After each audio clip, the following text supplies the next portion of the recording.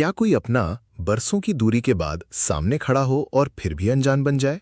और क्या एक टूटी हुई चूड़ी प्यार की कीमत समझा सकती है?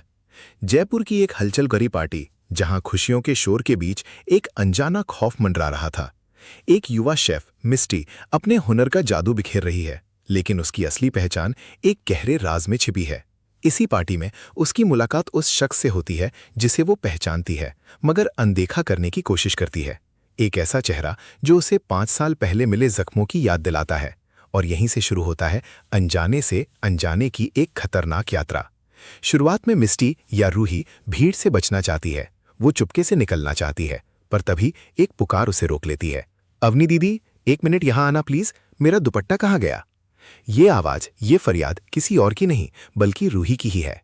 लेकिन ये दुपट्टा मात्र एक दुपट्टा नहीं, ये तो वो लाल धागा है जो रूही को उसके अतीत से जोड़ता है। जब एक नर्स अपनी माँ का सिंदूर बिठाती है, तब वो सीन सिर्फ एक दृश्य नहीं बल्कि एक इल्जाम है। साले साहब यानी नाहर अपनी जगह बुद्ध बनकर खड़े हैं। वो नहीं जानते कि उनके सामने खड़ी मिस्टी असल में रूही है। रूही जो 5 साल पहले लापता हो गई थी। नाहर का ये वहम कि शायद वो रूही थी, या उसका वहम नहीं, वो रूही ही थी। नाहर का अविश्वास रूही के सच का सामना कर रहा है, और रूही वो बस वहां से निकल जाना चाहती है। वो अपनी माँ के लिए सैंडविच लाई है, एक प्यार का तोहफा। मगर किस्मत का खेल देखिए, जैसे ही वो ऑटो में बैठती है, नाहर उसे रोक लेता है। रूही, रुक जाओ, वो उसे पुकारता है। रूही नाहर के गुस्से को, उसकी नाराजगी को, उसकी शिकायत को महसूस करती है।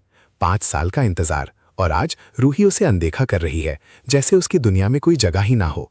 उसका सवाल, तुम आई क्यों थी? क्यों आई थी तुम? रूही का मन उथल पुथल है।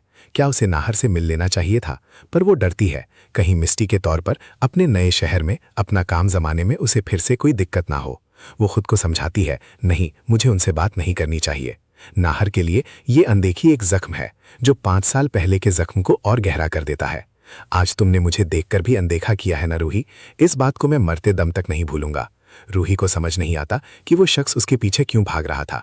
उसकी आंखों में गुस्सा, नाराजगी और शिकायत सब था। घर आकर भी रूही बिना बात किए चली गई, मुंह मोड़कर, 5 साल पहले दिए जख्म को फिर से खरोच कर।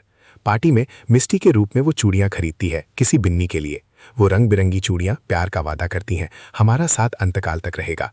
पर वो टूटी चूड़ियां जो असल में रूही की माँ की थी, वो झूठ का प्रतीक है। उसी झूठ का जिसे एक नर्स ने अपनी माँ का सिंदूर बिठाने के लिए इस्तेमाल किया। मिस्टी जिसकी तारीफों के पुल बांधे जा रहे थे, वो असल में रूही थी, और वो रूहान से मिलने आई थी, अपने बेटे से जिसे उसने छोड़ा था। लेकिन इस बार रूहान उसे जाने नहीं देगा। ये कहानी सिर्फ एक चेहरे के बदलने की नहीं है, ये है पहचान के बदलने की, अतीत से भागने की, और फिर उसी अतीत का सामना करने की। मिस्टी जो मेहमानों को इम्प्रेस कर रही है अपनी चालाकी से, अपनी स्मार्टनेस से, वो असल में रूही है जो अपने बेटे रूहान के पास लौटी है। लेकिन उसकी वापसी एक सीक्रेट मिशन पर है। वो जूही से बात करती है, अपनी चोट का जिक्र करती है। शेफ आंटी ने हल्दी लगा दी। क्या वो शेफ रूही ही थी? और क्या वो रूहान से मिलने आई थी? सुहानी के सवाल किसी को कोई शक तो नहीं हुआ ना?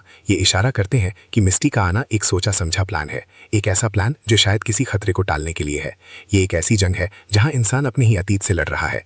एक माँ अपने बेटे के लिए लौटी है, एक नई पहचान के साथ। पर क्या वो अपने राज को बचा पाएगी? क्या नाहर मिस्टी के पीछे भागना बंद करेगा? क्या वो रूही की सच्चाई जान पाएगा? एक माँ और बेटे का मिलन एक अनसुलझे राज के इर्द गिर्द घूमता है।